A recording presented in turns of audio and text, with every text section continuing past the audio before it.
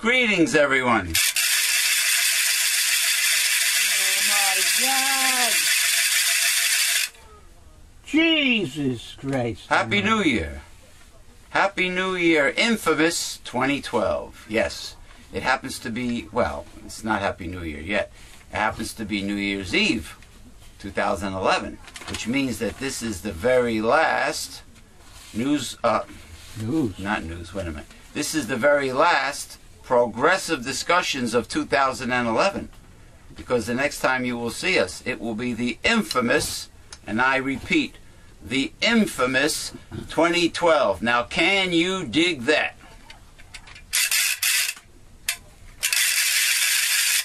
Good God. I saved this from last year's New Year's Eve because it happened to be the loudest, most obnoxious noisemaker that we... Yeah, well, it certainly is obnoxious and loud. Okay. That's for sure. Now, it is Saturday afternoon, December 31st, 2011, and this is me imported Blackthorn Irish Shillelagh from Ireland, which helps me emphasize things. I say that every week, but just in case we have some new people coming aboard our pirate ship here at Newsletter Censored and Mega Life 21, that, you know, they know what this is and why I'm waving it. It has the shamrock of authenticity, as you can see. All right. Anyway, it happens to be an unseasonably warm winter. Our friends in Scandinavia and Finland say they have not received snow yet, and of course northern Russia, and you know, some flowers are starting to bloom. You know what? If this isn't global warming, I don't know what is. It happens to be very mild outside. I could literally walk around like this. You know, December 31st. It's weird. So I don't know what the Republicans, or what the conservative Republicans are talking about when they claim that there is no global warming. They're talking about protecting polluting industries. That's what they're talking about. You mean the fluorocarbons being pumped into the atmosphere by the oil companies? That's correct. All right. All of that. Now, speaking of conservative propaganda and Republican lies, I am really, this past week, I am really sick and tired and nauseated. I mean, to the point where, you know, I can't hold any food down. The Republicans on the 2012 campaign trail, they're spewing the same bullshit, of course, because they're like, you know, they repeat themselves over and over. It's like Joseph Goebbels' propaganda. Repeat a lie often enough, and the people will soon accept it as true.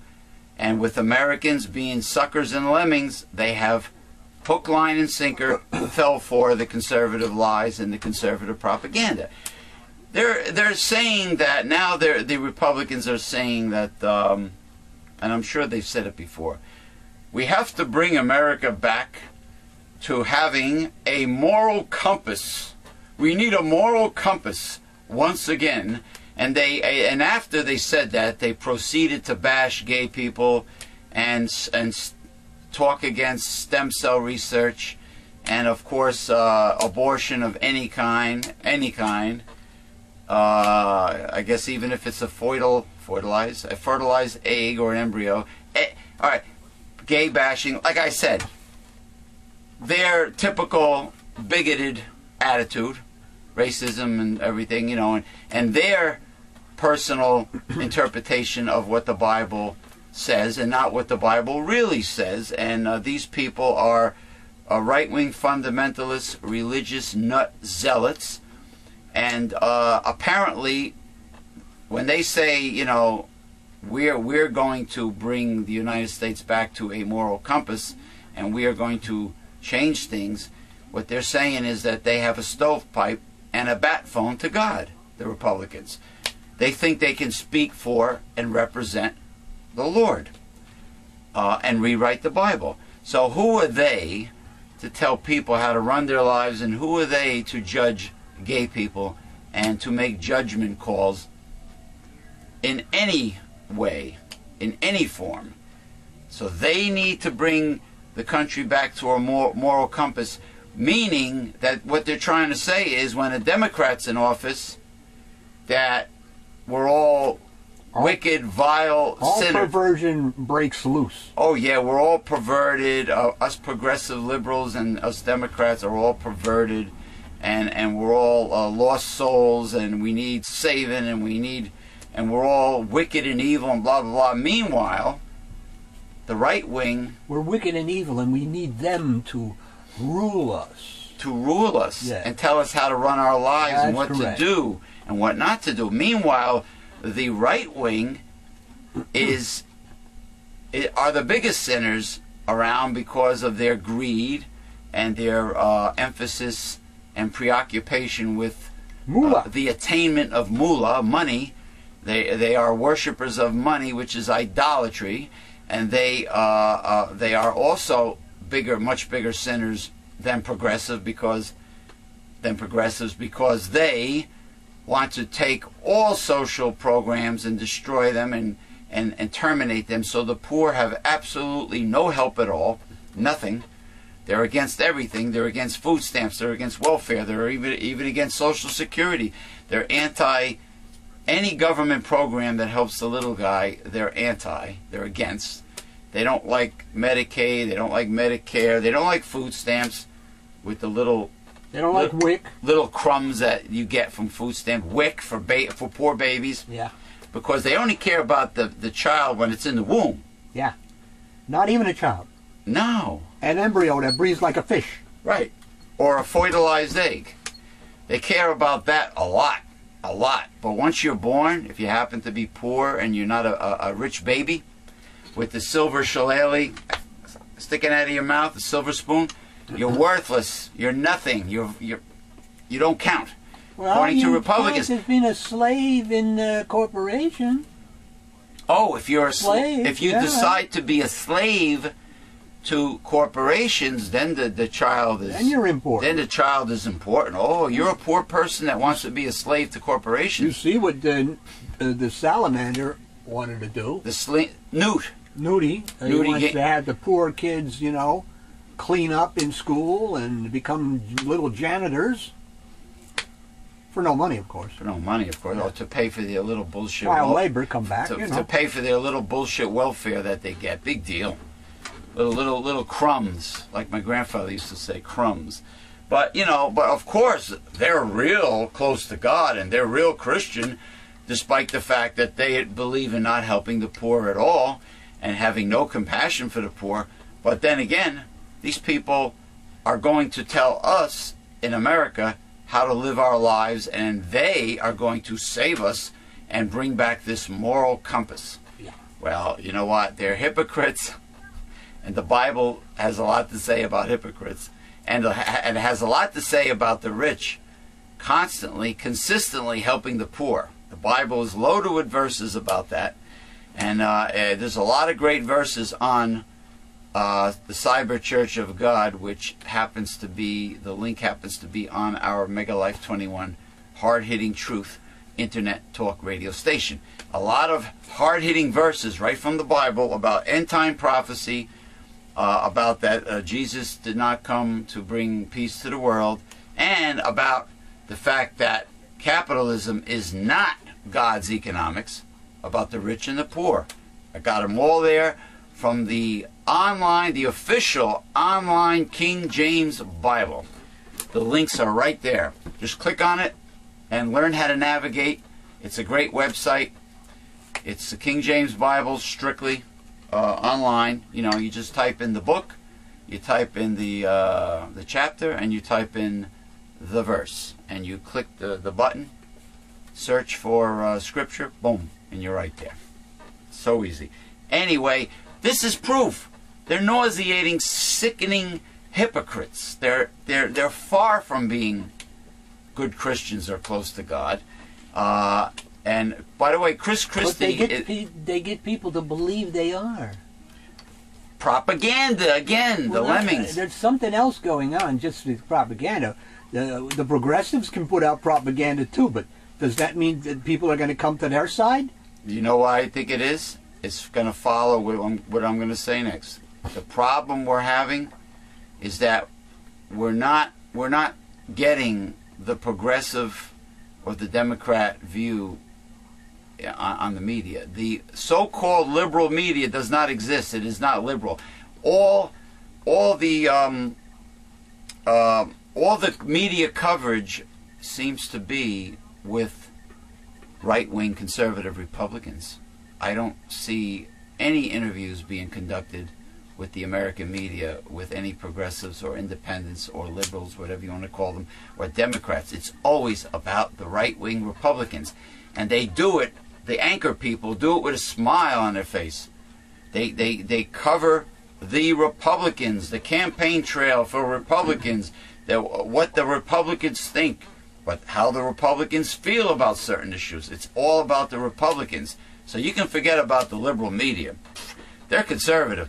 And I have a feeling this is the part of the power that the right wing has and why they have been winning elections, because the people are exposed to these lies, this conservative propaganda machine, because the media is in bed with corporations, because sponsors are the corporations and the media is paid by the corporations. They pay their salaries. Is that a fairly accurate theory? Well, if you want to take a biblical perspective, it's because the devil is influencing them. Devil's world, the material Devil's world.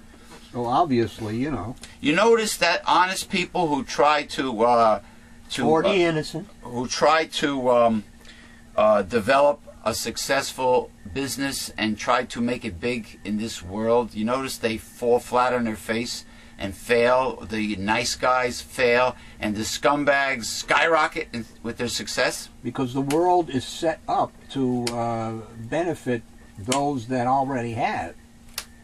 If you have an idea, right, and you go to your local bank, right. I mean, right now the banks, because of PR, they got all these things running on, like Bank of America.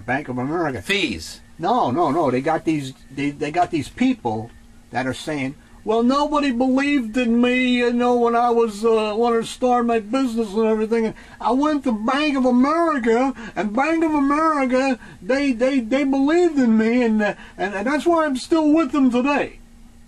They believed in you? Now if you go with your idea to Bank of America, I can assure you, they'll kick you out on your ass so fast it'll make your head spin. Well, Bank of America... You gotta have something. Collateral. Yeah, but the banks are doing what businesses are expected to do when Republicans deregulate all businesses. Bank of America and other banks are charging fees and making up fees for every damn thing. It's easy money. A fee for just to maintain a checking account. I mean, a savings account. A savings account. We have forgotten. They want to charge a fee for that now. We have forgotten what a bank is and what it's for. The bank should be happy to have your money in it, not charge you a fee to handle your money. They're supposed to... it's your money! If you're bringing your money to a bank, they're supposed to treat you like Mr. Drysdale treated Jed Clampett. Yes, when exactly. When they packed up the truck and moved to Beverly, you know, with the house with the cement pond. And Mr. Drysdale and... What's her name? Jane? No, what's that? How's her name? Granny? The woman. No, the woman. Oh, yeah, Hathaway. yeah. Jane Hathaway. Jane Hathaway were kissing their ass constantly. Yeah. Because he had... moolah. Excuse me. He had moolah. 85 mil from the Black Gold Texas Tea.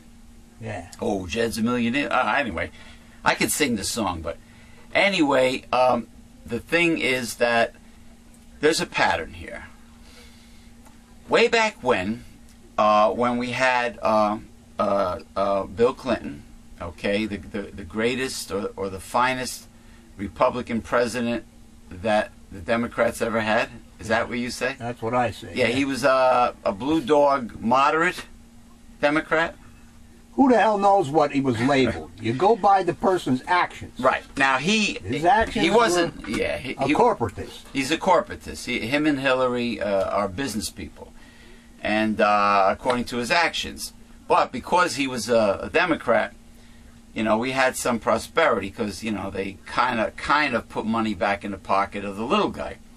When he finished his 2 terms, because of Monica Lewinsky, his affair, the Republicans demonized Democrats and made us look like a bunch of philandering, what's the word, perverts, like a bunch of sinful human beings and fornicators and all this crap. Humanists.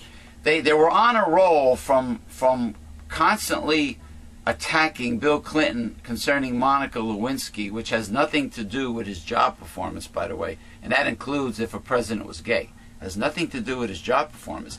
But because of the constant barrage, the woodpecker attacks, they were on a roll. So when Bill Clinton finished, they carried on that propaganda to the election for the new president, and I think that's how G.W. Bush got in the first time. The first time he got in from the Supreme Court of the United States. Do not forget that. He did not win an election. Right. You mean he was selected. Chicanery? By the Supreme Court, which has no business entering into the voting prerogatives of the state. Right. Okay, he was selected the first time. Not elected. And the second time was total chicanery in Ohio. And Florida. Ohio! And Florida. And Florida. Of course, they did not wait for the inner city votes to come in. They did not wait for the absentee ballots to come in. And then there's the crazy, archaic voting system in Florida with his brother, Jebby Bush. But after 8 years of severe damage that the United States may never recover from, after 8 years of G.W. Bush, Dick Cheney administration, because of the conservative propaganda, then out of desperation, they voted in Barack Obama, who is more progressive than Bill Clinton, but then again, he's still a businessman. You know, otherwise, why would the public option to health care be taken off the table so fast? And why would he have all the people in his administration that caused this problem? Larry Summers, Geithner, etc., etc. Right. So what happens is being that the media is always covering the conservative propaganda and the right-wing conservative view, the fools, the American mainstream lemmings, voted in a Republican Congress last November. So it's because the media, this is my take, because the media keeps on covering the conservative Republican lies, the Republicans win. And, and you have the same crap. Deregulation of businesses, the rich don't pay taxes, outsourcing of jobs. When the products come back to the United States, they're not tariffed like they should be. And there's no job market. It's so on, and all the lies perpetuate. So these stupid middle-class people believe the lies because that's all the media shows you. And, of course, the right-wing fundamentalist, zealot religious nuts in the red state, redneck parts of the country of America, they fall for this. They're such religious nuts that all they care about is their cult. Their unproven cult is what I call it, of Christianity, what they think Christianity is. They don't care about a roof over the head, food on the table, a job in America, survival. Oh no, they care about the religious issues, the anti-abortion, the anti-stem cell research, the gay bashing, and so on and so on. And this bullshit I mentioned at the beginning about bringing America back to a moral compass. So this is a pattern that repeats itself, and because it works. It works. And now, of course, the media doesn't stick the microphone in front of a Ralph Nader or any independent that happens to be out there, and they don't stick the microphone in front of the Democrats that are in Washington, you know. And the only thing that could save this country and can save, that can save this country, period. Now, forget about partisan politics. The only thing that can save it is if Barack Obama rolls up his sleeves all the way up to here, puts on his summer wear, rolls them up, fight dirty, but be honest and truthful, and come clean with the American people and tell them the real hard-hitting truth and expose the culprits. But if it's of God, there is no hope. Because it's not. We are doomed. Because it's not prophesized. That's correct. For the United States to be rescued. That's correct. And of course, Barack Obama has gotten tough, but you know, with the thing about the buffet rule, the buffet law, blah blah blah, he's gotten tougher because he's desperate. He's down in the polls, and he's desperate to. He's clamoring for votes. Yeah, because he's running for re-election. But if he needs to get back a if he needs to get back a progressive control of the House and Senate, which he really needs, otherwise he can't do shit. He needs to expose the real culprits and get down and dirty and fight just like the Republicans do. He needs to roll up his sleeves and come clean to the American people and tell the real truth about who the real culprits are and name names. That's what he needs to do. Well, let me ask a question here. Have you heard of Rocky Anderson? No, I haven't. Have you heard of Dr. Bill? Yes. These people are running for president, too. They need, I assume they need a write-in to be successful. Well, Rocky, I don't know. He probably might have... Rocky Anderson? Rocky Anderson, he was a mayor of a city. Why would anybody want a president named Rocky? What, does he go, hey, yo, Adrian? Wait a minute. Rocky, hey, yo, hey, Paulie, let me call Paulie. Hey, Paulie. How many parts were to Rocky? Da, da, da, Four, da, five? Da, da, da, da, da, da. What? How many parts were to Rocky? 5. God knows how. Well, who knows? very popular. What do you mean, who would want to be named Rocky? That's a tough name, Rocky. Yeah, but I mean, a person's got to have a more respectable, professional-sounding name, not a comical name. You don't want people. What the hell do you call Newt? Well, I don't want. Or Mitt. Mitt and Romney. What the hell? I don't want them as president either. But that's their names. Or put it in the caboose. Hurricane Kane. Herman in the caboose. Herman Cain. That's pretty decent, you know. Yeah, Herman is our. Like the Munsters. Hey, Hoyman, you stupid idiot. What, Hoyman. Mitt and Newt? Mitt and Newt, yeah. Newt. They like them. Gingrinch. For their names. The Gingrinch that stole Christmas. You know, listen. They always, the conservative propaganda, when they run, they always stick to that stupid moral compass. Meanwhile, they're the biggest hypocrites around. There's more skeletons in a right-winger's closet, believe me. Even even the prudish, remember a while back, the prudish slutty witch Christine O'Donnell, yeah, the slutty witch, the big prude that wanted to outlaw pornography and masturbation.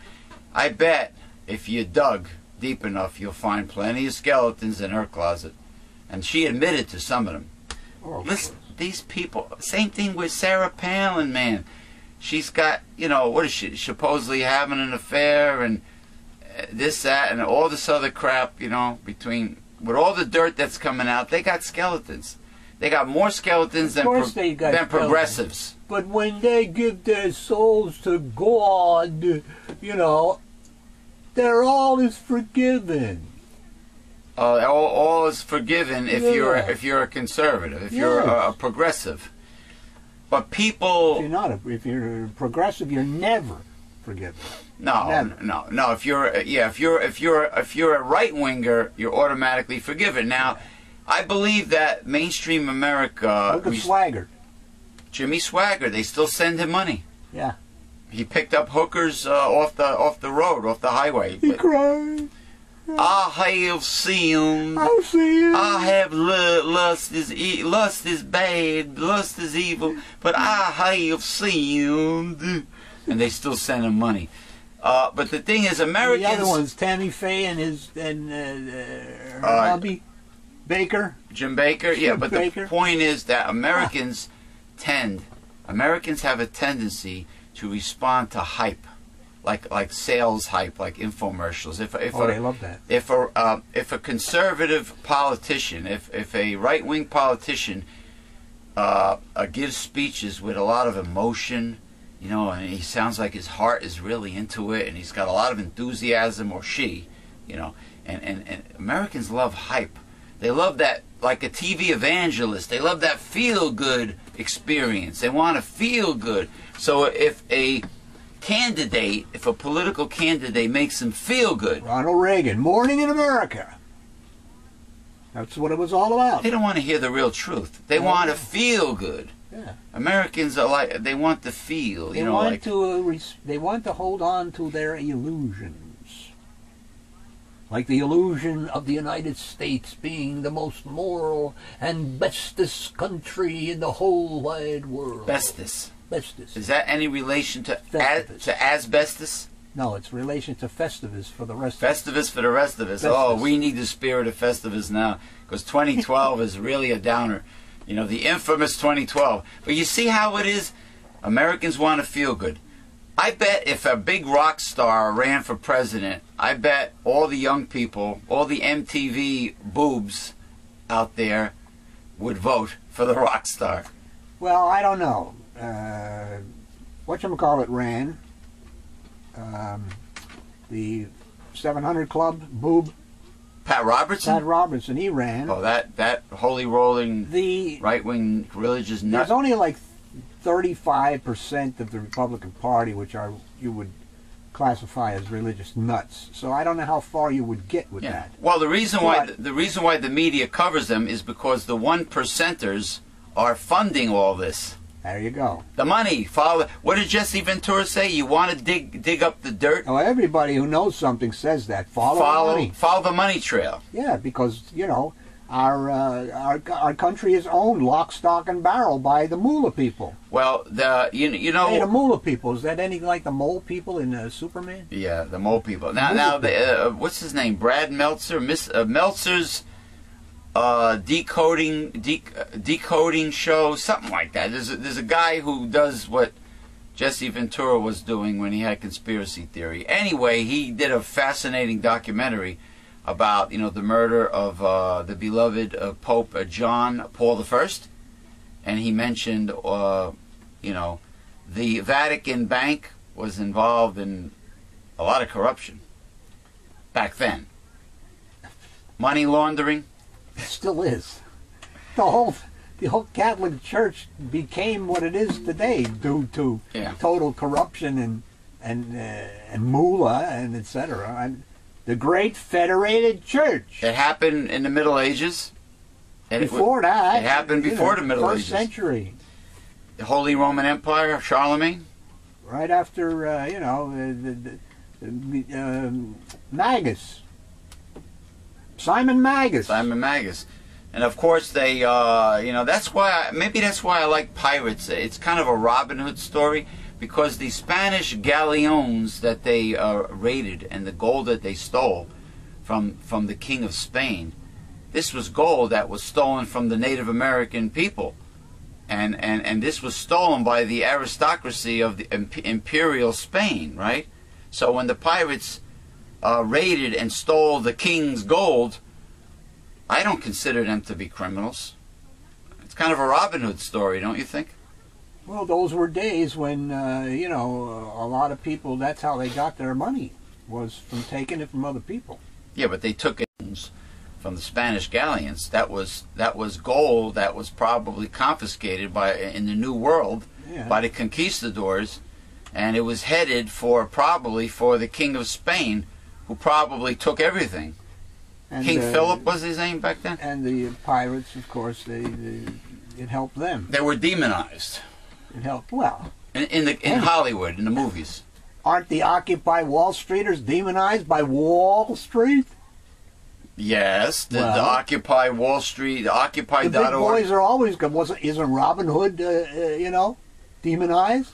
You're always going to get somebody who's trying to do good, but taking something from the big boys, they're going to consider them no good. Heaven forbid you should kill a deer in the King's Forest, in Sherwood Forest. Heaven forbid the little guy should steal back what's rightfully his from the greedy, selfish, fat cat. Well, that demonized the media. That king obviously never read his Bible. Demonized again because of the elitist, ass-kissing, corporate ass-kissing American media is demonizing the little guy all the time. And, you know what I mean? What does that verse say that you sent me that I put on the Cyber Church of Haggai? God? Haggai. What is it? Haggai 2:8. The earth is mine. The gold and all its silver and gold belongs to God. Belongs to me. Don't belong to corporations. It belongs to God. Yeah, well, like during the Bush administration, we let the corporations dig for oil on our land and never even charged them any royalties. Yeah. Now somebody tells me they struck a lot of oil in either North or South Dakota. North Dakota. That rivals Saudi Arabia. I'm sure they'll destroy the beauty of the American Rocky Mountains to get at it. Oh, sure. They'll probably level Mount Rushmore if they had to. Oh, sure. They'll rush at destroying Rushmore. But anyway, let's go to the first article. But what I'm trying to say is Americans respond very gullibly to hype. And the media is not liberal. They're in bed with corporations. They only cover the right-wing point of view, and they do it on purpose. And they demonize anybody who's doing the work of, who's following Robin Hood. Like the Occupy Wall Street people. Trying to help promote the general welfare, as the Constitution says, and help middle-class American working persons and etc. Yes, when you devote your life to those things, you are going to be under attack from those on the top. They don't like to share power. Now, in this case, it's not the cream that rises to the top; it's the scum. Sometimes, when you see a lake with no movement in it, the pond scum is on the top. Skooma, like my grandfather used to say, skooma. The skooma. Oh, by the way, if you happen to run into a Chris Christie article of any shape or form, I just want to say that Chris Christie is getting fatter and fatter by the week. Hey, by the weeks. He had a big turkey dinner on Christmas. He's going to probably go a big one tonight too. Well, all the soup. Of course, he's getting fatter. All the food pantries that he closed in New Jersey, I bet all that food and all the funding was directed to his grocery supply. Yeah, he's ballooning out, man. That's the poster boy of right wingers. Greed, self-centeredness, hogging everything. It's perfect. Jabba the Hutt. Jabba the Hutt. Why, was he a glutton? Oh my God, was he a glutton? Yeah, all right. He was so fat that, he had his own zip code? Lay on a chaise lounge all the time. He had his own zip code. Nothing, He was so fat, like taking a quote from the Honeymooners, which happens to be tonight, the Honeymooners Marathon and the Twilight Zone Marathon. Every New Year's Eve, they play them both. I love them. Taking a quote from the Honeymooners, where Alice says to her husband Ralph Cramden, I believe it. Yeah, she says he said something about girls have a tendency to crowd around him at the beach. Oh. And she says, sure they do. It's not because they're attracted to you. It's because they want to go in the shade. Little shade. They're looking for the shade. Yeah, Because he would, He's so fat he casts a shadow. Yes. Okay, anyway. Go ahead. Animal lovers threatened to pull donations to an animal rescue group, and public flooded the agency with scathing comments and calls after a man's cat was euthanized when he could not afford its medical care. That's a tragedy. Prompting the Arizona Humane Society. Oh, that figures. Arizona. The racist Arizona that hates Latin people of color. To go into damage control mode on Wednesday. Doesn't surprise me, Arizona. The group has hired a publicist. Racist bastards. Removed dozens of comments on its Facebook page and directed a team of 5 volunteers to respond to the overwhelming calls and emails it has received. The Arizona Republic published a weekend story about Daniel Dockery and his 9-month-old cat Scruffy. Aw.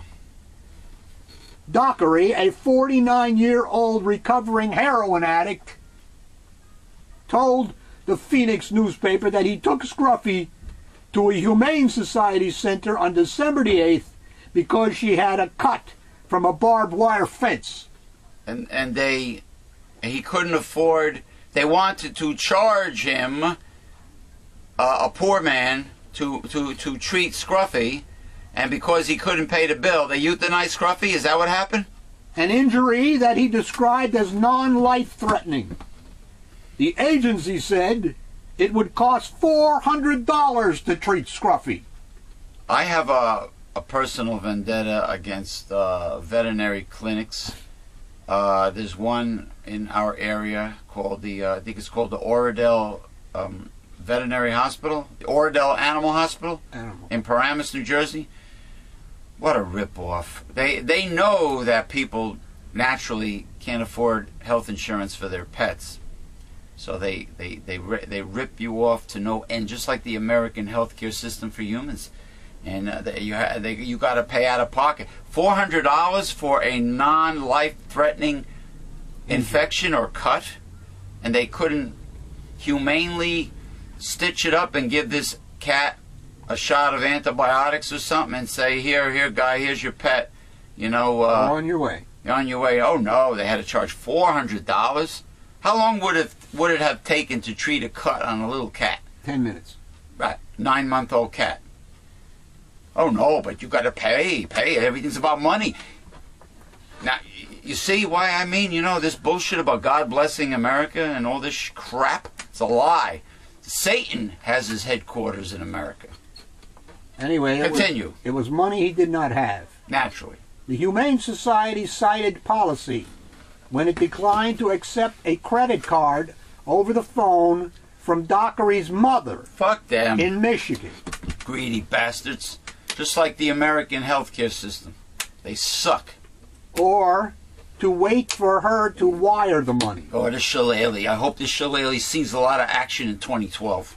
The staff said that if he signed papers surrendering the cat, Scruffy would be treated and put in foster care. Instead, Scruffy was put down several hours later. Wonderful. Dockery told the Republic that he was devastated. Yeah. Now, I've got to think about how I failed that beautiful animal, Dockery said. It's a shame. I failed her. That's so wrong. There was no reason for her not to be treated. No, he didn't fail her.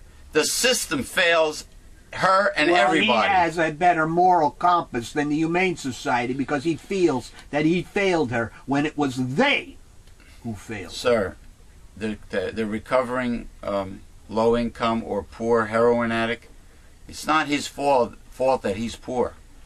It's this sticking corrupt society we live in, this greedy devil's economics capitalist system we live in, that recovering heroin addict probably couldn't find a job and was poor, therefore, and shame on the animal center, the clinic, for charging $400 to treat a small cut.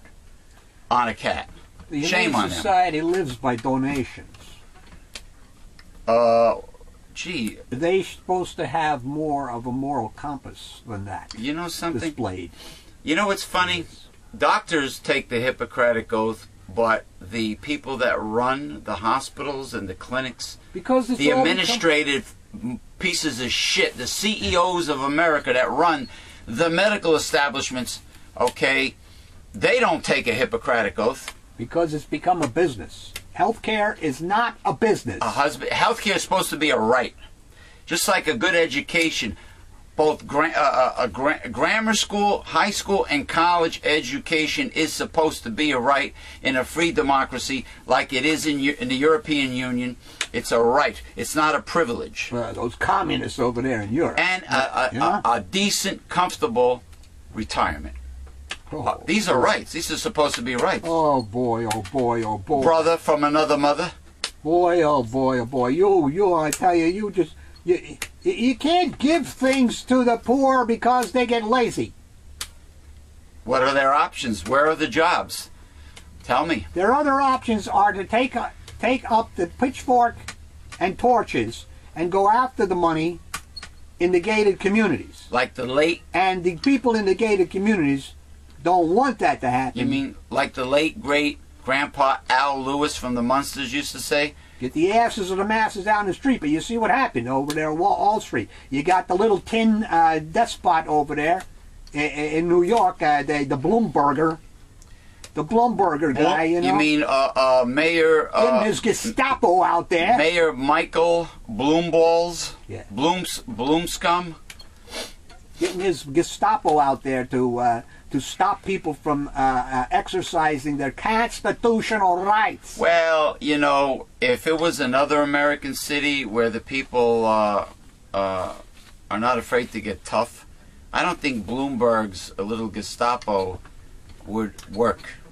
Well, the Gestapo happened. These people were peaceful. They didn't have any arms. Right, but what about the other Occupy movements in the other American cities where the people got a little ferocious? Oh, you mean the Tea Parties? No, I'm talking about the Occupy movement people, where they got downright aggressive. Those were anarchists who infiltrated. They were not the Occupy people. Whenever you got these demonstrations of any kind, you always have some bad seeds that show up. Oh, is that like those? Have their day. Is that like the Lyndon LaRouche people that hang out yes. that hang out at our local post office and talk about, say bad things about Obama, you know, calling him a, I don't know why they call him a fascist, the LaRouche people. Well, he is a fascist. Oh, heaven forbid if the rich should pay taxes. A fascist is a corporatist, so he is a fascist. Well, the marriage between business and the government is fascism. Ask Mr. Mussolini. Oh, I'm sorry, he's taking a third sleep. He's dead.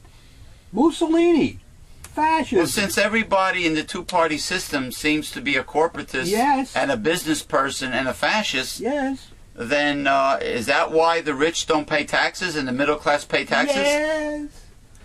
Okay. Yes. All right, listen. Are you done with that article? No, we'll finish it. Oh, God. How much more left? There's a little left. Yeah, we have to find out all about this thing here. There's a little left? This is a disgusting thing. Is there a little left or a lot left? There's a lot left. Oh, then, well, Mark, Exactly. where you left I off? know where I left off. You sure? Yeah. Okay, we're going to take a break. It's time for Reverend Dr. William J. Eisenman's lunch. His gastronomic delight, followed by high green tea, and we'll be back. I know I took up a lot of article time, but I just had to say what I had to say because they were very important and very applicable to the 2012 campaign. You know, concerning the demise of the United States of America, which happens to be in Bible prophecy.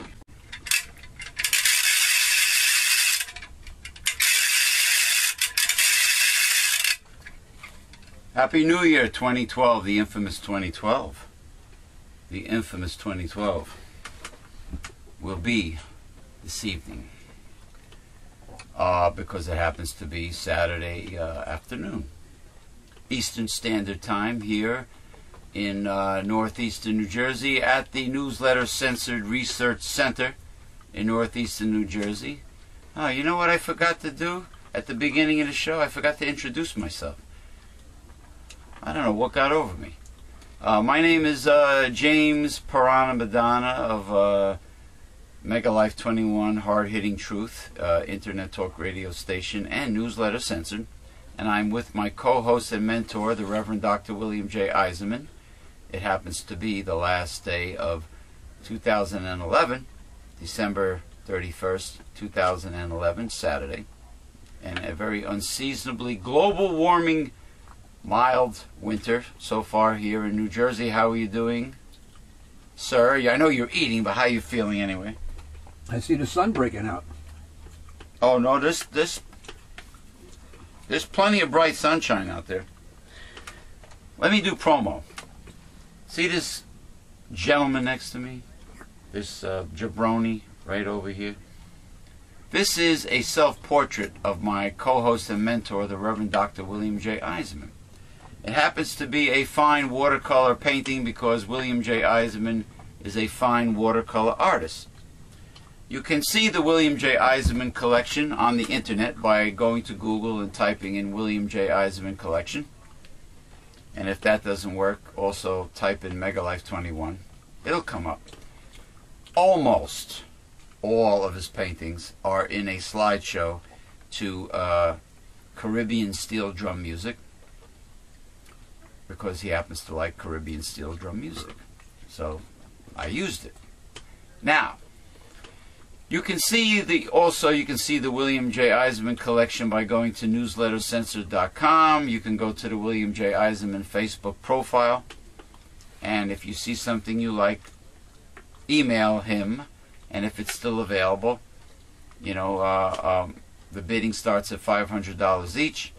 If you make a reasonable gift to acquire the painting, which is signed by William J. Eisenman, fine watercolor art, one of his original paintings. If you make a reasonable gift to him, you will receive with the painting a free annual subscription to Newsletter Censored, and I will get that now. This is the very best way to be a part of our organization. Okay? Newsletter Censored. There's nothing else in the universe like Newsletter Censored. This is the real hard-hitting truth. The kind of information that most people are afraid to hear. Can you handle it? And it contains the 5 taboos of American life: politics, religion, health, human sexuality, and child rearing. Okay? You need Newsletter Censored because we are living in the end times. Okay? And you will learn how to defeat a conservative with Newsletter Censored. There's simply nothing like this in the mainstream media or the mainstream press. This is the very foundation of our organization. And I'm holding the last issue, which is number 117, titled The Devil's Economics by William J. Eisenman, Ph.D. And also in here you have, if there's room, you have tidbits, if there's room, which is current news topics and certain comments and articles on certain important issues, and then followed by The God Project by William J. Eisenman, Doctor of Divinity. This is where the Reverend Dr. William J. Eisenman teaches you what the Bible really has to say, and not what right-wing fundamentalist, zealot, religious nut, hypocritical, counterfeit Christians tell you what the Bible says. But what the Bible really has to say, and that's The God Project is in here, followed by Sexuality, a Holistic Approach by William J. Eisenman, Ph.D. So get your free annual subscription with your gift to support this work. Go to newslettercensored.com, read all of the hard-hitting information there, click on the printable order form, and with your gift to support this work, get your free annual subscription to Newsletter Censored. This is what started it all. Founded in 1977 by the Reverend Dr. William J. Eisenman. Don't forget to check out William J. Eisenman, Dr. Bill for President at newslettercensor.com. He ran before. This is his third time, I believe, or fourth. Third, right? Third time. He's running as a progressive candidate, independent candidate. And the Reverend Dr. William J. Eisenman will show you, the American people, how to write in a candidate. That's right. Does that mean that if a very qualified, brilliant candidate for President of the United States wants to run, and that person is extremely qualified, and happen to be a very nice and honest person, if that individual happens to be, let's say, low income or middle class, a regular Joe, six-pack, well, you know, but what an unbelievable head on his shoulders, or her. Does that mean that utilizing the write-in, that a non-rich candidate can possibly get on the ballot and have people vote for that person? That's what it's all about, but they don't get on the ballot. It's a vote.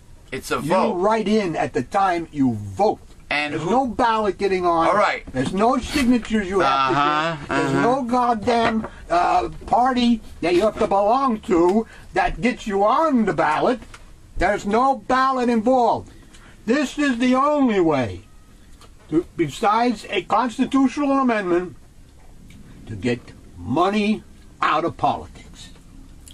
Which gets corruption out of politics. But my question is, being that I am an independent free thinker, which represents the people that subscribe to Newsletter Censored, my question to you, Dr. Bill, is how do we know that these write-in votes are accurately and honestly accounted for?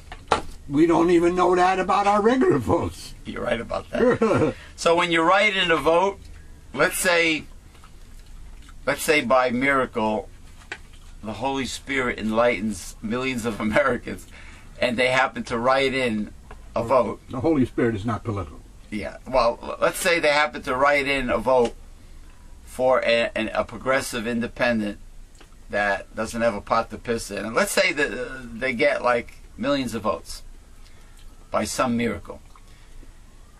Is there any way of knowing that these votes are accounted for during a presidential election? Well, they're supposed to be counted like the regular votes. But I'm saying, the way they're trying to rig the elections with the computers and everything, you'll never know if your vote was ever counted. No matter who you vote for. With a write-in vote, you have paper. Le papier. You have paper. It can be counted. A tangible... A computer blip, 1 and 0, you ain't got nothing. Oh, it's like if you type in, if you're texting somebody on the computer and then for some reason your texting vanishes into oblivion for some mysterious reason, and believe me, there's a lot of weird things that happen when you're online. There's no account, it's not accounted for, there's no evidence. But if you have a sheet of paper, 8 by 11.5 or whatever the hell they are now, it's tangible. It's tangible evidence. It's got the compacted molecules, like this shillelagh. It's tangible. You can see it. You can feel it. You can read it. Black and white. You just have to count them the old-fashioned way, by hand, by humans. Oh, gee, that's something to look forward to. Well, depending on humans to do it right. Well, I think it's better than depending on computers, that's for sure, because they can be rigged. Sure. Sure they can be rigged. And experiments have shown that. That's right. Well, in the new year, I don't know if you have any a bobblehead Michelle Bachmann or any of the conservative coven of witches articles? So, or should I blow my my slide whistle now in honor of Michelle Bubblehead Bachmann? Better blow it now. Okay. Let me blow it now. This is my salute for the new year to the conservative coven of witches, and that includes a whole bunch of them. Usually women are a lot more compassionate than men, so I'm surprised that conservative that women. there are. Yeah, I'm surprised that there's so many Republican female politicians, because women's issues are usually supported by progressives, aren't they? Exactly. They're usually progressive. Michelle Bubblehead Bachmann, and this is one time. As Michelle has said, she is ruled by her husband. Excuse me? She is ruled by her husband. She is? That's correct. Oh, so she... In a biblical manner, she is ruled by her husband. So she's trying to say she's not a feminist. That's correct. She don't sing I Am Woman. Who was that, Helen Reddy? Oh, she's very annoying. Kids going to stand her. Yeah. Anyway, yeah, so... Oh, really? So they're trying to... You see what they're doing, the Republicans? They're hiding behind the Bible as a front. The patriotic mumbo-jumbo, Yankee Doodle Dandy, and the Bible. Those are fronts. Anyway, they're political morons. They're all bubble-headed boobies. The only time I would agree with Newt Gingrich is when he said that Michelle Bachmann is pretty much clueless, and she doesn't actually said that? And she doesn't have her facts. Well, right. That's true. This is how they sound when they talk, because they sound like idiots.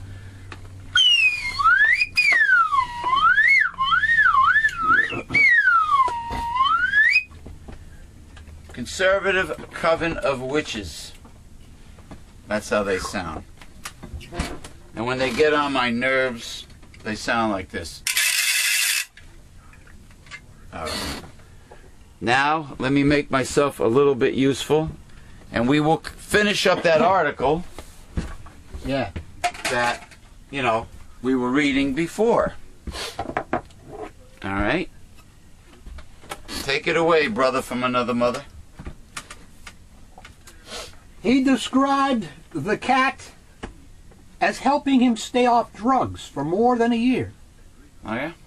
The longest he had ever been clean. This is the cat that was euthanized. Mr. Dockery. In Arizona, the cat helped him stay off. A poor man that didn't have the money to pay the rip-off price of $400, the medical bill. For a cut, yes. For a tiny cut that wasn't, you know, life-threatening. Yeah. Mm-hmm. And they euthanized his cat, his 9-year-old cat. Scrappy? 9-year-old. 9-month-old. I'm sorry. Boing, now, that's boing. another thing. They usually do not kill the kittens. 9-month-old cat named Scruffy? No. Okay. He hand-fed the feline before she opened her eyes at 4 days old. Oh. This is a tragedy. Tragedy. Dozens of scathing comments have since inundated the group's Facebook page. They have a YouTube video? I guess not. With animal lovers demanding to know why the cat was put down. Stacy Pearson, who was hired by the agency specifically to deal with media questions about the cat, said angry comments were removed because of their content. Oh, heaven forbid people should criticize evil people. In other words, they had to hire a PR person to polish their image. So, Isn't that what BP did when they killed Halliburton? They killed those 11 people on the rig, the Horizon, the Deepwater Horizon rig in the Gulf of Mexico. And destroyed the United States fishing industry in the Gulf of Mexico? Oh, do you see those commercials on television from Louisiana, Alabama? Come back. Oh, yeah. Come on down, tourists. Everything is fine. Come back to the Gulf Coast of Alabama, Mississippi, Louisiana, Texas. Come back. The water's fine. Jump in. The water's fine. Eat the seafood. Eat all the shrimp you want. And you got that guy with the with the and Cajun. great for bird watching. I guarantee. You got that guy with the Cajun accent. I guarantee. You come back and eat all the shrimp you want. Yeah. Everything's fine. BP says so. Yeah. BP's wonderful. They sent me a check every month. There you go. Oh, yeah. Yeah, sure. Go to the bottom of the Gulf and with reliable... Who would do that? Independent investigators. Oceanographers? Independent investigators? Yeah. Yeah, and tell me what's going on at the bottom of the Gulf. British Petroleum.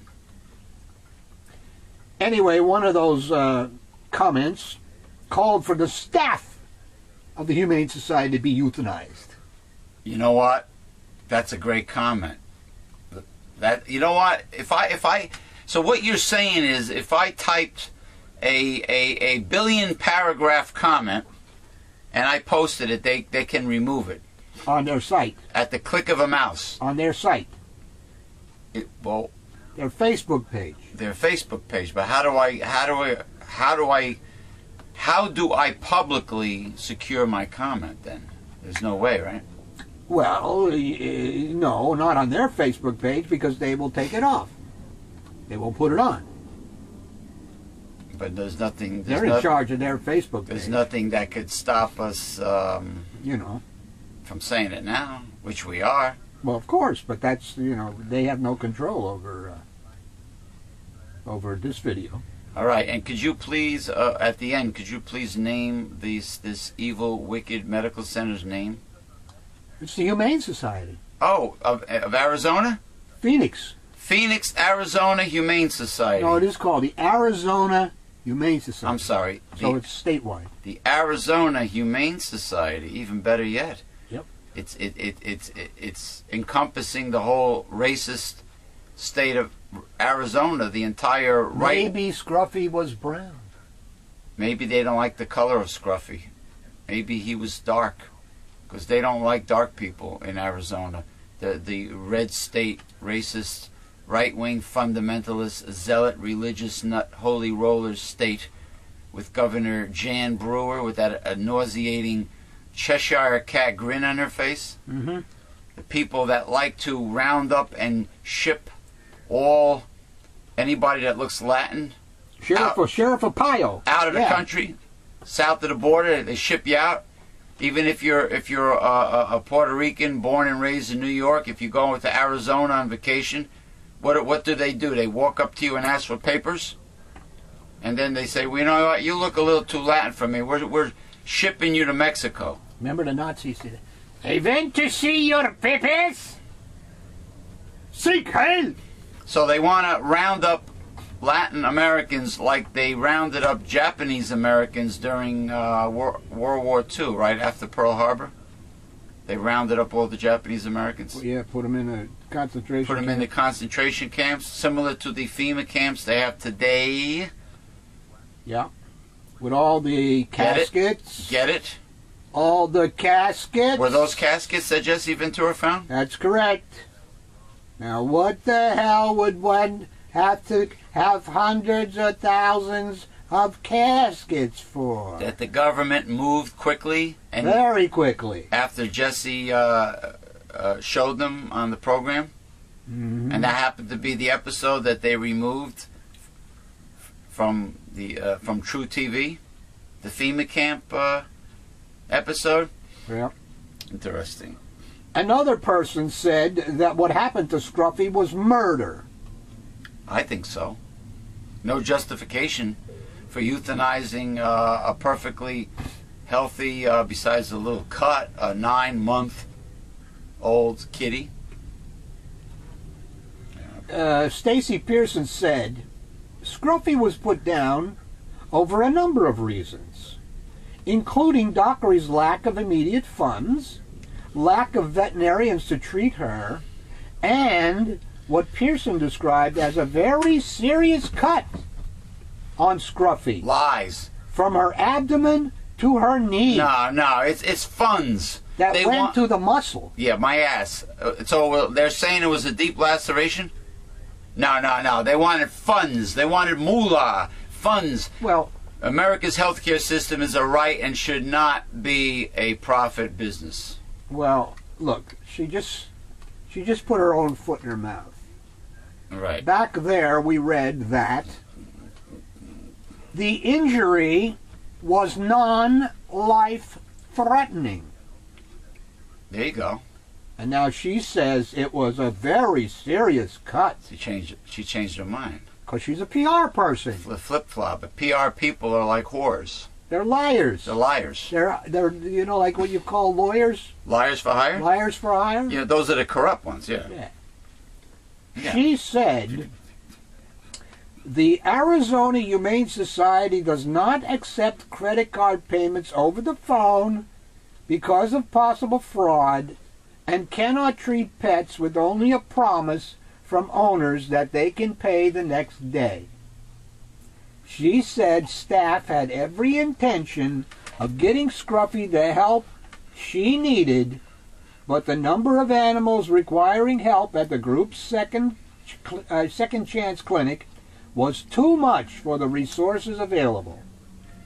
If Dockery had been able to pay, Scruffy would have been treated at the facility where he brought her. There was no malicious intent to take Scruffy away from her father. Pulling funding is only going to make a problem like this worse. On Facebook, where only the agency's executive director is allowed to post comments now, Guy Collison wrote that Scruffy's story is heartbreaking and underscores the worst-case scenario of need eclipsing resources available. He said his agency has always done what is best for the animals. Oh, really? Follow the money. That's like... See, now they backtrack. They do anything they can now. Please don't pull the money from us. We need it. See, we could have saved them if we would have had the money. That's like when a CEO lays off a lot of people, or has shows contempt for his customers by slapping unfounded fees on the customers. They always say, "Oh, like I heard recently, oh, we're laying a lot of people off because it will keep our company strong. It's for the best of our company, for the best. The decision is the best decision for the company. To keep the stock price up. That's what decisions like that are made for. To keep the stock price up. Okay? Very simple. It's not for the best of the customers or the nation. It's for the best of the fat cats. That's correct. Because stockholders are usually fat cats, right? That's correct. A fat cat is anybody who unless your pension fund. Anybody. Let me finish. Anybody who nets over $250,000 a year and over is considered a fat cat, or is it just the 1%? 1%. Oh, well, no. Anybody over 250 is a fat cat, but the 1% don't. The 1% are outer space, as far as money is concerned. Outer space. The 1% are the people who can literally get a new Lamborghini or Ferrari as soon as the ashtray gets dirty. Yeah, that's the 1%, right? Yeah. They don't have any problems. Right. Rutgers professors have won a grant from the Bill and Melinda Gates Foundation to begin research next month they hope will lead to a breakthrough to alleviate vitamin A deficiency, a severe health problem in the developing world. Right. The $100,000 in seed money will be used for laboratory experiments with mice, in which researchers will try to develop a bacteria that could live in the intestines and colonize beta-carotene, a source of vitamin A, which would then travel through the bloodstream. If something like this works, it's going to have a big impact. Between 250,000 and 500,000 children in the developing world go blind each year because of vitamin A deficiency. I don't know why. I mean, if you eat eggs for breakfast every day. These are people in Africa. I'm sorry. Fifth world countries. Jeez. Not even third world. I'm sorry. Go ahead. The body can't make its own vitamin A. Must get it from food, such as carrots, that are in short supply in the developing world. But not everybody converts natural beta-carotene to vitamin A efficiently. Diabetics can't do it. That too, yeah. Or cats. Vitamin A supplements are injections.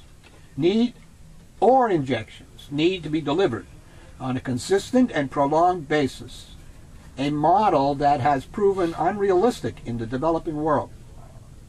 The bacteria that makes beta-carotene also needs to be boosted periodically, but not as often, making it potentially a better solution, the researcher said. I got a better solution. Food. Real food.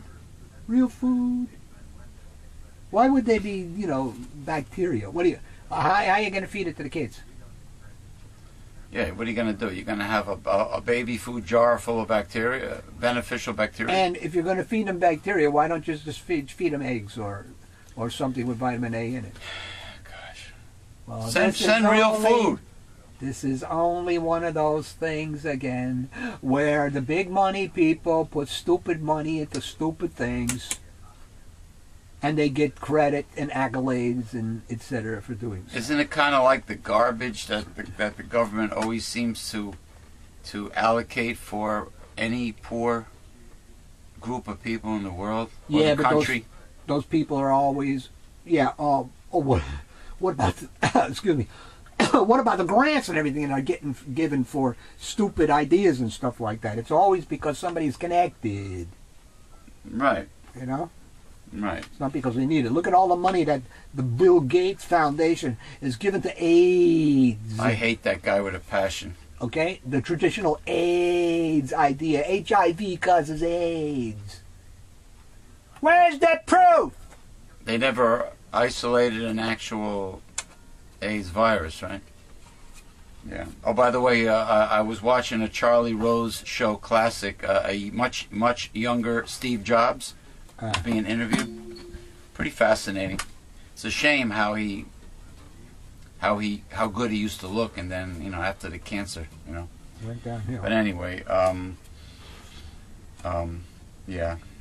Gates is looking for transformative ideas that can be implemented quickly. The testing to create the probiotic will begin in January. It's not as easy as many of the yogurt companies would have you believe, but it can be done. If phase 1 is successful, phase 2 will test the bacteria on humans, probably in Brazil. The big question will be whether this improves vitamin A deficiency and overall health.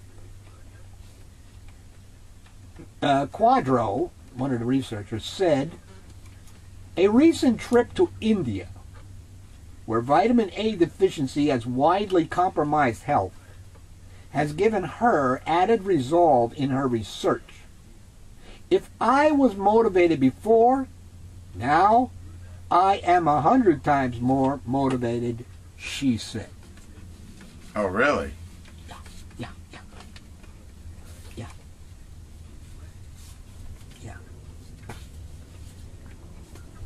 Well, vitamin A and D are part of the basic nutritional program, and the animal sources of vitamin A and D are much more efficient biologically than depending on beta-carotene conversion.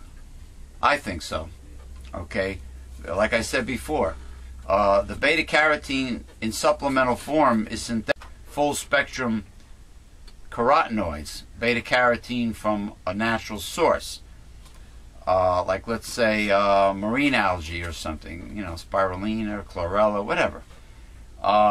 that's much more reliable. But still, you have to convert it. The conversion is not 100%. So I rather see the animal source, you know, sending a well-balanced diet to these poor kids. And yes, making the rich pay for it. As well they should. Oh, my goodness. You hear that, Chris Christie, balloon boy? You know? Selfish hogs, gluttons, greedy people, greedy Republicans out there. Maybe they should go out and till the soil. The rich should for them pay people. for it. Well, you know what? The unfortunate truth about these poor, starving people in Africa is that their governments are amongst the most corrupt and wicked in the world. Yeah. So any money that's allocated, any good food or any funding that's allocated to help these people, guaranteed will be stolen. It doesn't get there. By their governments, just like many charities. Just like what happened in Haiti. They intercept the money allocated for the poor and to feed poor kids. Yeah. Exactly. Across the board, these charities are corrupted. The devil's world is very, very vile and wicked, my friend. Brother from another mother. Authorities in Iran on Sunday said they are again moving ahead with plans to execute a woman sentenced to death by stoning on an adultery conviction, in a case that sparked an international outcry. Okay. But are considering whether to carry out the punishment by hanging instead. Oh. Sakina Mohammadi Ashtiani Right. is already behind bars. Right. Serving a 10-year sentence on a separate conviction in the murder of her husband. Okay. Amid the international outrage her case generated, Iran, in July 2010, suspended plans to carry out her death sentence on the adultery conviction. On Sunday, a senior judiciary official said experts were studying whether the punishment of stoning could be changed to hanging. There is no haste. We are waiting to see whether we can carry out the execution of a person sentenced to stoning by hanging or not. The charge of a married woman having an illicit relationship requires a punishment of stoning. He said Judiciary Chief Ayatollah Saad Larijani ordered a halt to stoning in order to allow Islamic experts to investigate whether the punishment can be altered in Ashtiani's case. Ashtiani was convicted of adultery in 2006 after the murder of her husband.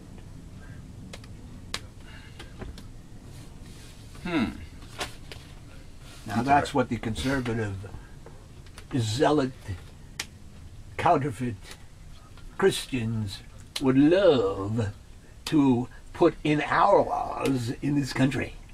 Things like that. The fundamentalists. Yeah. The people that want to bring back a moral compass. Yes. Yeah, compass my ass. A compass to America. The right-wing Republicans. They would love to be able to stone people. Or maybe burn people. Burn progressive women who, let's say, terminated a pregnancy, a conception, something as minuscule as a fertilized egg. Maybe they want to burn them to the stake next. Maybe they want to burn gay people to the stake. Yes. Right-wing Republicans. Yes. You know what? The Great Tribulation couldn't happen to a more befitted species of creature. So vile humans are, aren't they? So vile. Worms, grasshoppers. Yeah, you hear that, born again holy rollers? You hear that, Joel Osteen?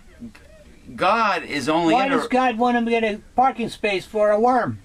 Why would, yeah, Joel Osteen, why would God want to find the perfect parking space for a worm, a maggot, a grasshopper, which is what the Bible says humans are?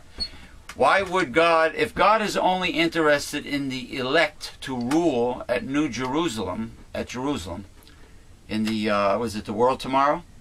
Why would this God want to stroll alongside of you right-wing fundamentalist holy rollers, born-again people, so-called born-again people? Why would God want to take a stroll alongside of you and help you with your unimportant little personal issues? You know, like helping Tim Tebow complete all of his quarterback passes and help the Denver Broncos win games. Why would... I don't think God helped him last week. What, he got... I believe they lost. Good. Did Tim Tebow do that pray thing 1,000 times on the field? Yes.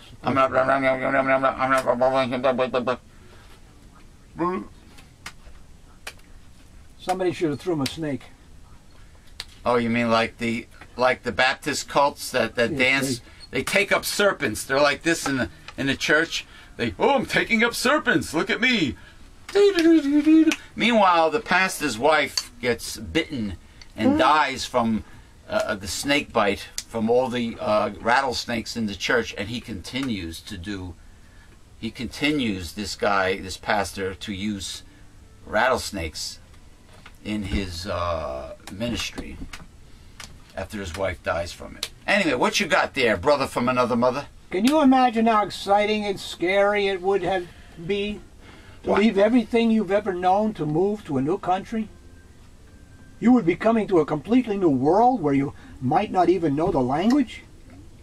Yeah. You probably would not know many people.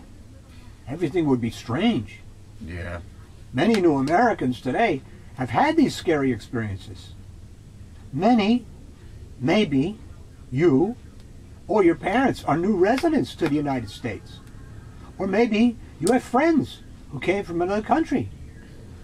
At the turn of the 20th century, millions of people traveled from other countries to their new home in the United States. Most of them. Yeah, but most of them had relatives already living here that sent for them, that brought them over. Most of them came through Ellis Island, off the coast of New York City. And that must have been scary for them. Ellis Island is about a half mile from Liberty Island. I know, it's where very the close. Statue of Liberty welcomes people to America. That's right. Liberty State Park in Jersey City, New Jersey. Both of these islands are very close to the New Jersey coast. So how they became the possession of New York State, I have no idea. The original island was 3.3 acres. Government workers took dirt from the excavation or digging out of the New York City subway tunnels and added it to the island. What do you mean added it? For elevation? To make the island bigger. I don't know how big it was in the beginning. So the island... The dirt from the subway buildings was used to make the island. But the original island was, you said 3 acres? 3.3 acres. The original Ellis Island, the size. So now it's bigger, right? All right. Yeah, this and other landfill increased Ellis Island's size to 27.5 acres. Oh. A lot of dirt, man. It's a lot of dirt. It's a lot of dirt. A lot of dirt. When people traveled to America, the cheapest tickets were for the bottom of the boat. Or like steerage. Steerage passengers were brought to Ellis Island for examination. First and second class passengers were not. They were processed on the ships. So they had, just like the airlines, they had the same system on a passenger ship for the immigrants. And they were let out in New York. First class coach. First and second class passengers were often healthier. So they had to make when they a profit on immigrants coming to the United States way back then, and they have to stick the capitalist system in every fucking thing, right? Excuse me. Now we can't use this for Time Warner First and second because they said fuck. passengers were often healthier when they arrived. Okay. So let them bleep it out. They were not as packed together on the boats as were the steerage passengers, and diseases were not as likely to spread among them. So U.S. officials were not as worried that they would bring sickness to Americans.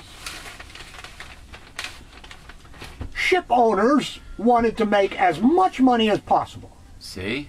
So they crammed as many passengers into steerage as they could. That's why doctors' waiting rooms are so packed when you go there, right? They cram them in, baby, cram them in. Steerage passengers were each issued a bunk bed. Each bed was about 2 feet wide and 6 feet long. Fuck. Depending on the size of the boat, bunk beds might be stacked 3 high. Rows of bunk beds were packed side by side with only a narrow aisle between each row of beds. God. In 1908, the U.S. passed a law saying that each passenger had to be given a certain amount of air space. Although conditions improved, the people were still packed closely together. It's kind of like the way they raise livestock in America, right? Chickens and beef and pigs, You cattle. get away with it for a time until people put up a fuss, and then they have to change. So the business people, the owners of the ships, wanted to capitalize on the immigrants coming over. So he crammed them in like sardines or anchovies, and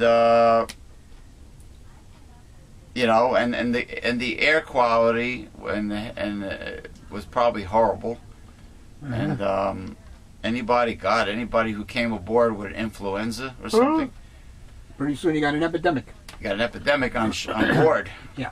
But they don't care. People, fat cats don't care. They got their money, their fees. They don't care about human lives, children and women, and any poor folk should succumb to their insensitive ways. Passengers were crowded into steerage for about 2 weeks. The time it took a steamship to travel from Europe to the eastern United States. Yeah. Because they were so crowded, if someone became sick, the illness spread quickly. There you go.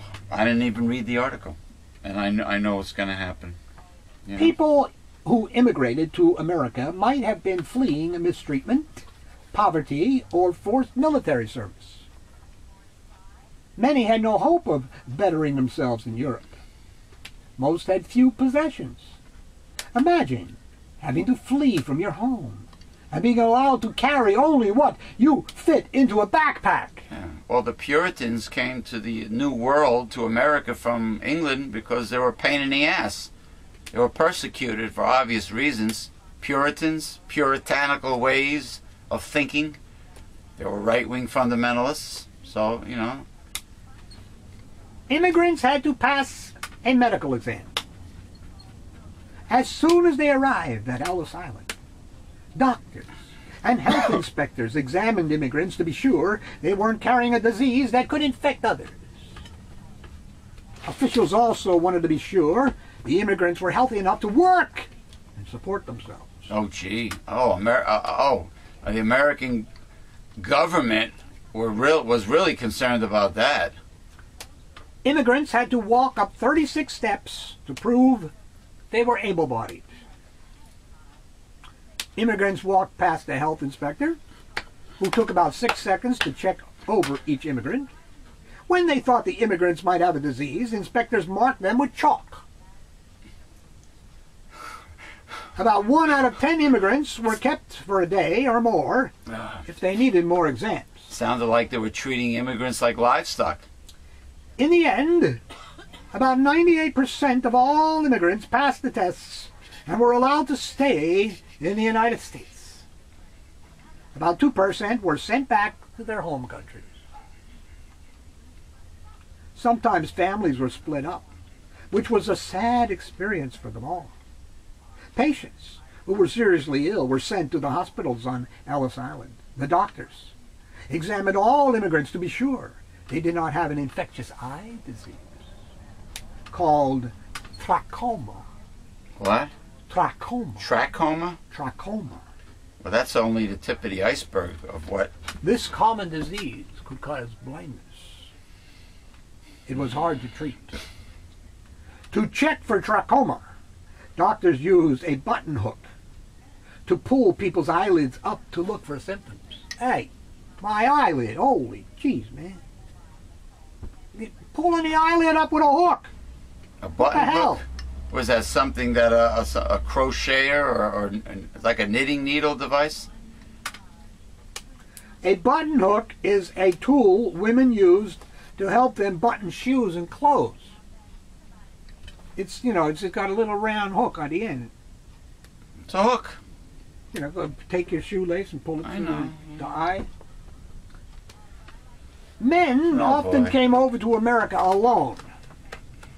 They worked to send money home or to bring over their families.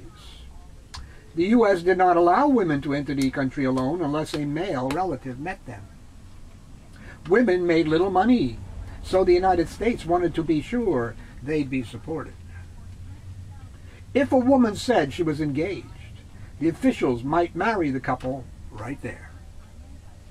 Well, they do the same thing today with immigrants through the Department of Homeland Security. They're very paranoid about whether or not the immigrant can support themselves, and they don't want the immigrant to end up on the, quote, public charge, unquote, otherwise known as the dole. God forbid that we would let a poor person in this country. God forbid that a greedy, a stingy, a gluttonous right-wing Republican like Chris Christie should have to actually pay a decent amount of federal and state income tax and to help take care of poor people. Or actually share. Or share some of his moolah that that he has socked away, his millions. And that includes all of his rich right-wing buddies. Heaven forbid they should have to pay taxes and help support poor people, and and give their lousy poor excuse for a dinner that they dish out on Thanksgiving. That was that Swanson Hungry Man turkey dinner or whatever the hell they give poor homeless people. That crap. Twice a year. Or Salisbury steak or whatever, which is nothing but a hamburger with brown gravy on it. Well, then again, Swedish meatballs are nothing but Italian meatballs with brown gravy on it. But they're very small. You're right. Yeah. And they're not really seasoned. They're not flavored that well. And then, of course, the meatloaf is a big, fat, giant hamburger. Yes. And they're all variations, Variations of heaven forbid the right wing should give up some of their fortune to help poor people. But anyway, speaking of that, on a lighter note, you're right. I love Mexican food. But then you have these racist white people that make jokes and say, it's all the same shit. You got a corn tortilla, and it's all different variations of the corn tortilla, which in a way is right. But then you could say the same thing about Italian food, Dr. Bill. Any food. Lasagna is a flattened manicotti or stuffed shell. You take baked ziti, stuffed shells, manicotti, lasagna, cannelloni, whatever. You take them all. What do they consist of? Tomato sauce, pasta, ricotta cheese, and also mozzarella cheese. And meat. Unless you're a cheap fuck, you don't want to put melted mozzarella and meat of different kinds. you know, some have mushrooms, some have beef, whatever. Some are marinara. What is it? Marinara would be just tomatoes, right? And no meat. Okay, but they're all in different shapes, but they all consist of the same ingredients. Yeah. So you could say the same thing about Italian food. You could say the same thing about the American Anglo meat and potatoes kind of, like I was saying before. The meatball, the Swedish meatball, the Salisbury steak, the hamburger, the meatloaf. They're all variations of the same thing. Mm-hmm. So big deal. So, you know, why? Because it happens to be, you know, people of color. It happen to be, you know, it happens to be Mexican immigrants that came and brought their wonderful food. You have to put it down. Hey, your food is Tex-Mex food is very popular. Tex-Mex food is very popular, and Americans love it. Americans love it, but then you get these assholes, you know, people that I know personally that put it down, you know. I don't particularly care for it myself, but you know, yeah, like this guy. I told this guy, I says, hey, you know, I found that on the Travel Channel when Andrew Zimmer went to Sichuan province. He went to Chengdu, China. It's in Sichuan area where all the food is spicy. Right away he says, this guy's a world traveler. He says, I won't go to China. No way. I said, why? I don't trust what they're going to feed me. They're going to feed me dog and cat. I says, what makes you say that? No. There's so many different cultures within an Asian country. There's so many differences between the regions. No, they're not going to give you dog and cat. Give me a break. You got monkey brain. Yeah. Yeah, they mention that too. But these are the same. These people, this person I just mentioned, happens to be a staunch right-wing Republican voter. So you see the pattern: Republican, anti-poor, anti-welfare, pro-corporate, pro-business, shows signs of bigotry. It's a pattern, Dr. Bill. It's a pattern. Their personality is a pattern. Yep. You know what I mean?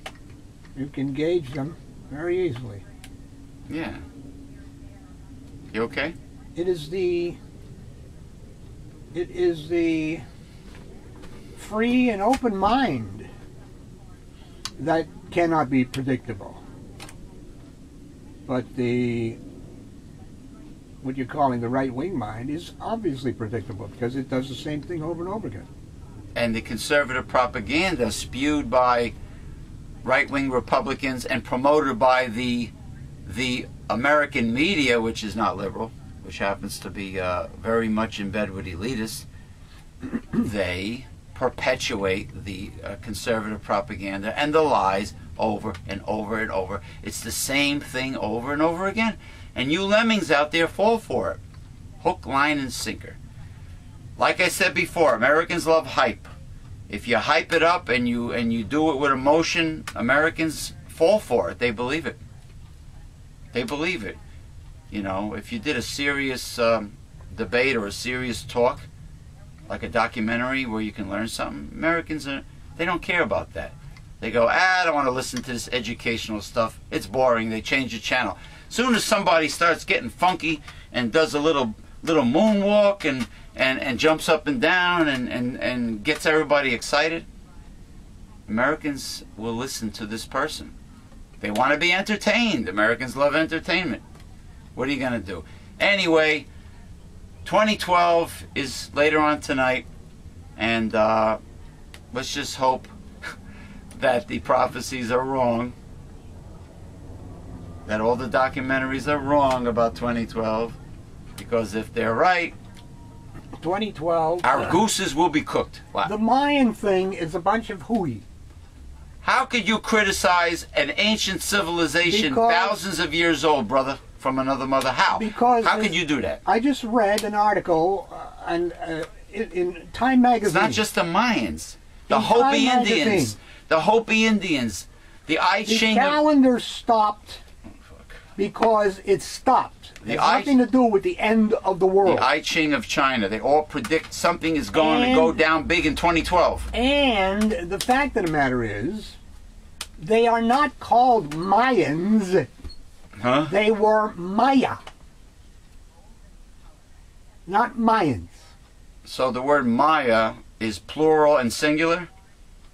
It's Yuki. This expert said so. In Time magazine. So what the hell does that have to do with their calendar ending in December of 2012? The calendar ended because it ended. It had nothing to do with the end of the world.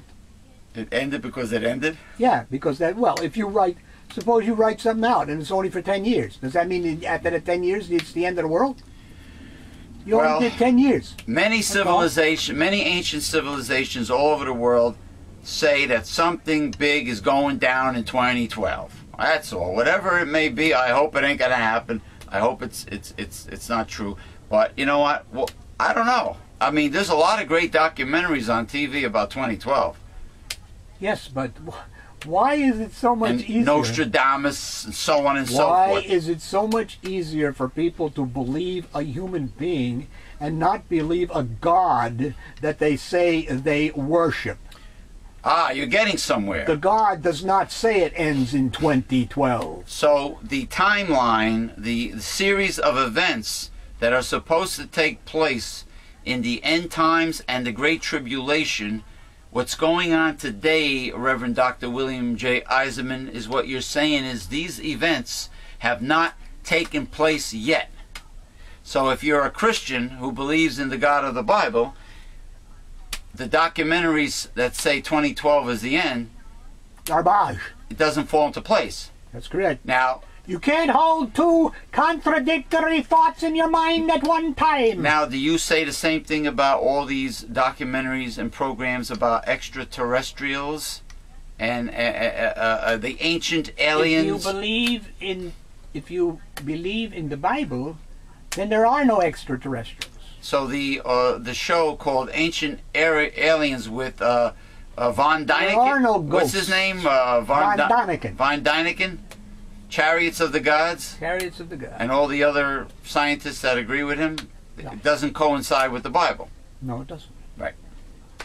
Sorry. Okay. All right.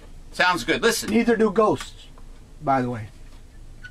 Oh, all the ghost hunter shows that are on TV. You know what?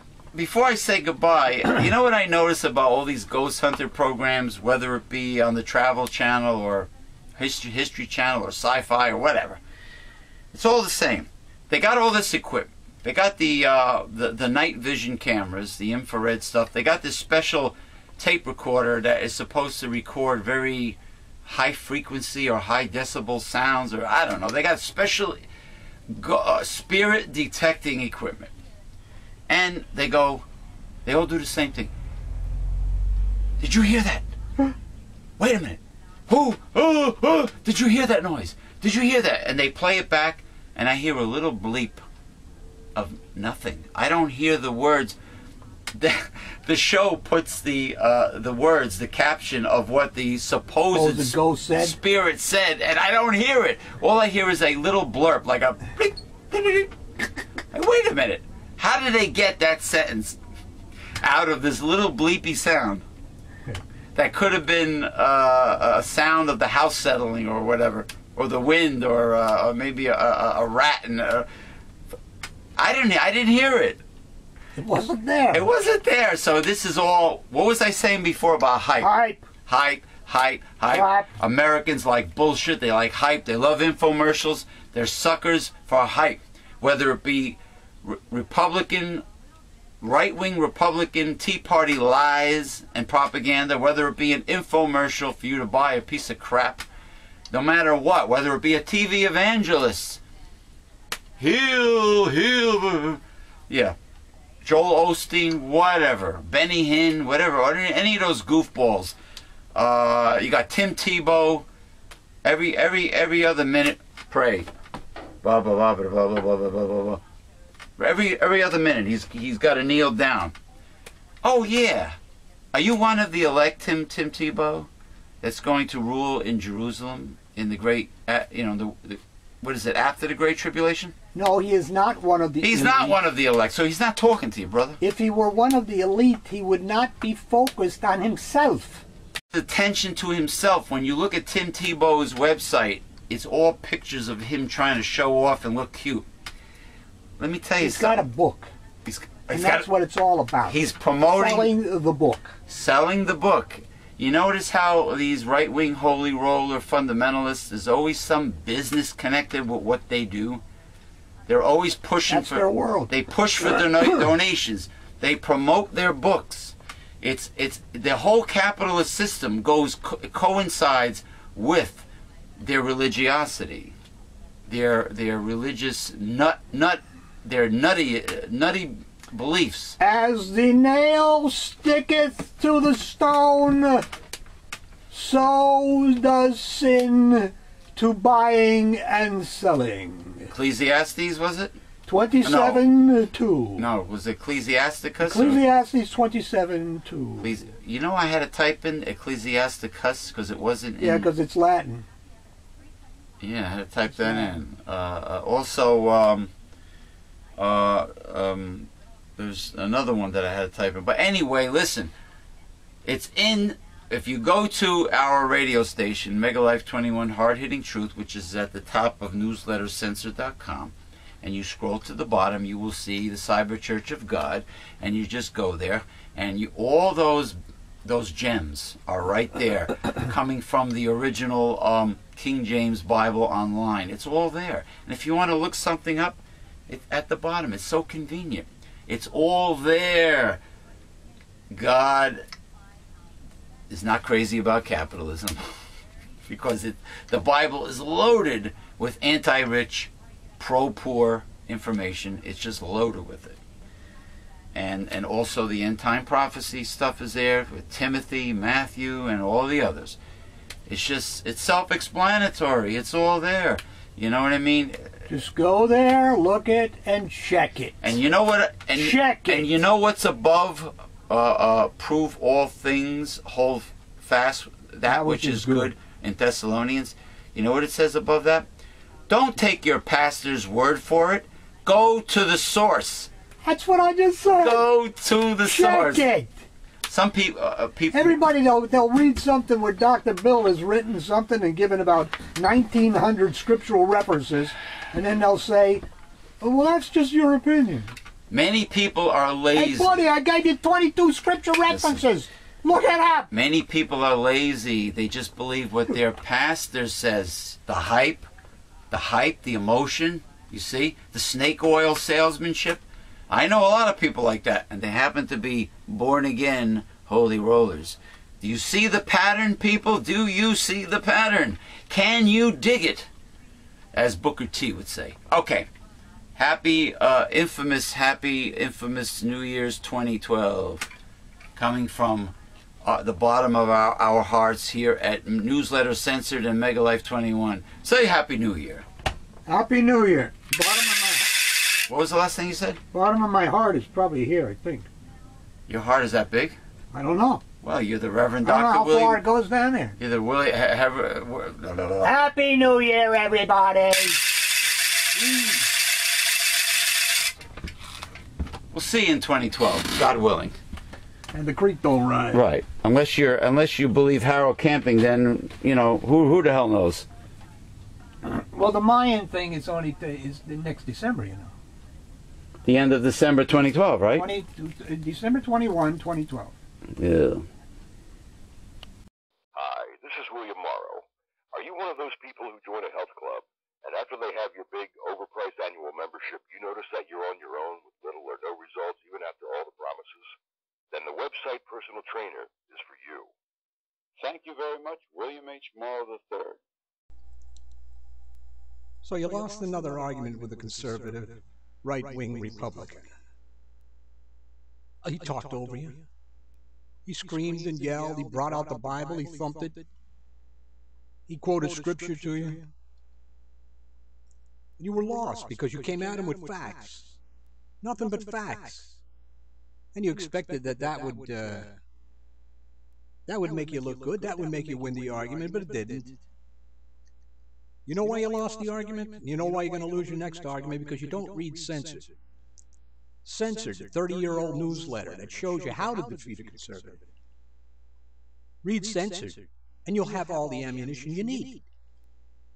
Every time you get into an argument with a right-wing conservative, so-called Christian. Censored, that's all you need. Read it, and defeat a conservative. Greetings, listeners. Let me speak to you for a moment about the foundation of our entire organization, Newsletters Censored. It was founded by our mentor, the Reverend Dr. William J. Eisenman, in 1977. It discusses the 5 taboos of American life: politics, religion, health, human sexuality, and child rearing. You won't find anything like this in the mainstream media and the press. It reveals the kind of truth that most people are afraid to hear. Can you handle it? We are living in the end times, so in order to defeat a conservative and save America, you need Newsletters Censored.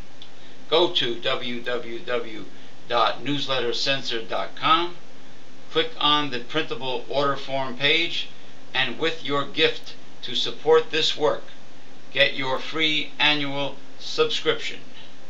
This is James P. Madonna of Megalife 21, the hardest hitting internet talk radio station on the planet.